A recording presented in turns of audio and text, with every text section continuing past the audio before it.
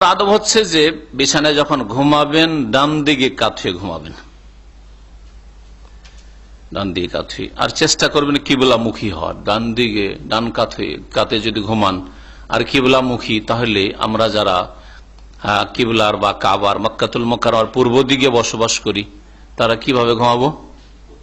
উত্তর দিকে মাথা করে ডান দিকে কাত হইলে কিবলামুখী হওয়া যায়। এটা সবচেয়ে উত্তম ঘুমানো, যদিও বিপরীতটা বা যে কোনো অবস্থায় ঘুমানো জায়েজ, কিন্তু এটাই হচ্ছে সুন্নাত মুস্তাহাব যে আপনি ডান দিকে কাত হয়ে ঘুমাবেন, কিবলামুখী ঘুমাবেন।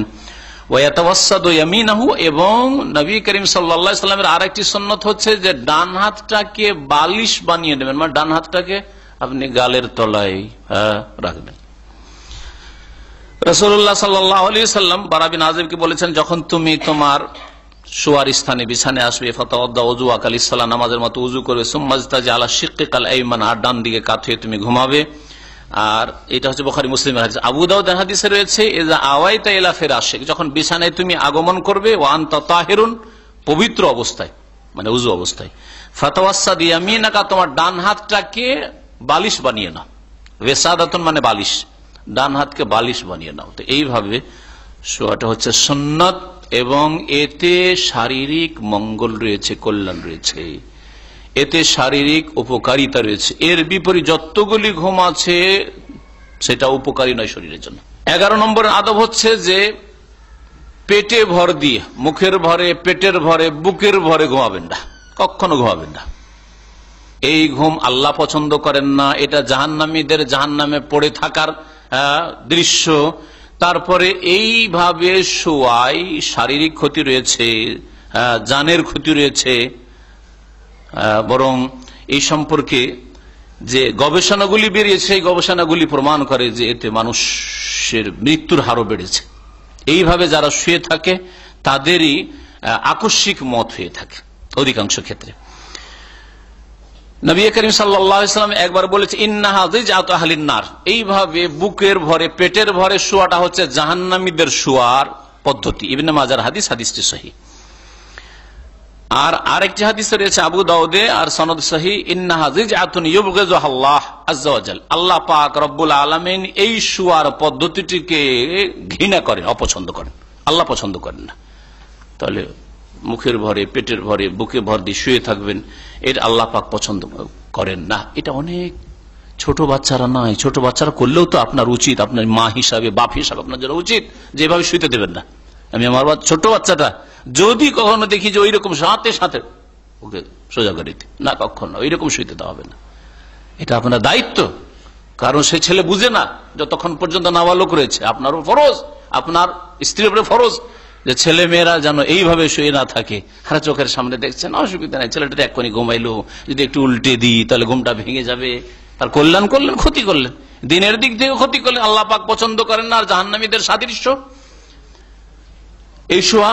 আর তার সাথে সাথে এতে তার শারীরিক ক্ষতি রয়েছে।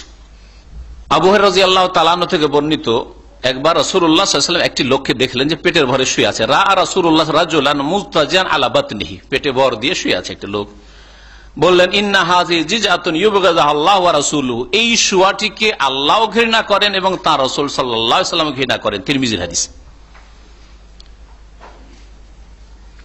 আরেকবার আবু উমামা বলছেন যে মাররান নবী সাল্লাল্লাহু আলাইহি রাজুলিন নাইমিন ফিল মসজিদ, একটা লোক মসজিদে শুয়ে আছে, নবী সাল্লাল্লাহু আলাইহি ওয়াসাল্লাম অতিক্রম করলেন। মুনবাতিহুন আলা ওয়াজহিহি ফাযারাবাহু বিরিজলিহি, মুখের ভরে শুয়ে আছে, মানে পেটের ভরে, বুকের ভরে, মুখের ভরে শুয়ে আছে।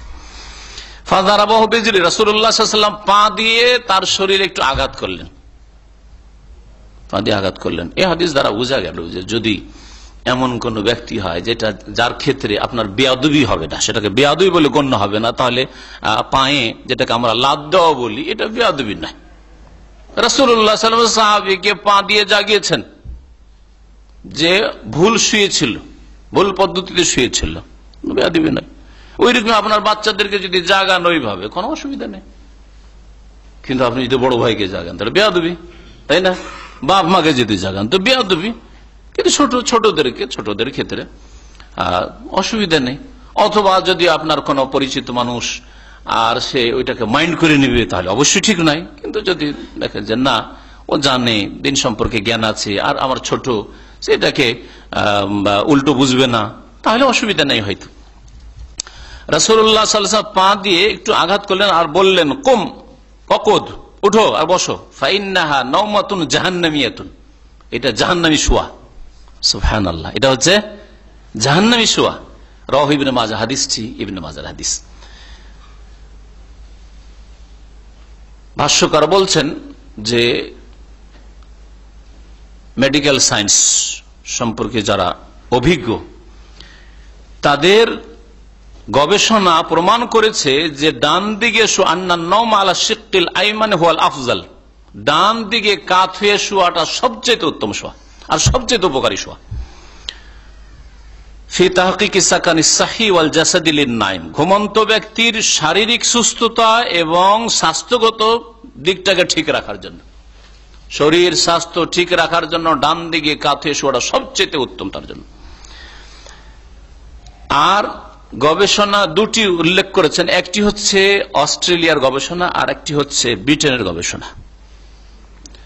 অস্ট্রেলিয়ার গবেষণাতে বলছে যে ইরতিফাউ নিসবাতু মাউতিল আতফালিল মুফাজি ইলা সালাসাত আযাফ ইনদামা ইয়ানামুন আলা বুতুনিহিম, বলছে যেসব শিশুরা মুখের ভরে, পেটের ভরে, বুকের ভরে শয়, আর যেসব ছেলে মেয়েরা বুকের ভরে শয় না, এই দুই শ্রেণীর ছেলে মেয়েদের তুলনামূলক গবেষণা করে দেখা গেছে যে যারা বুকের ভরে, পেটের ভরে শয়, যেসব বাচ্চারা, এদের মৃত্যুর হার 3 গুণ বেশি।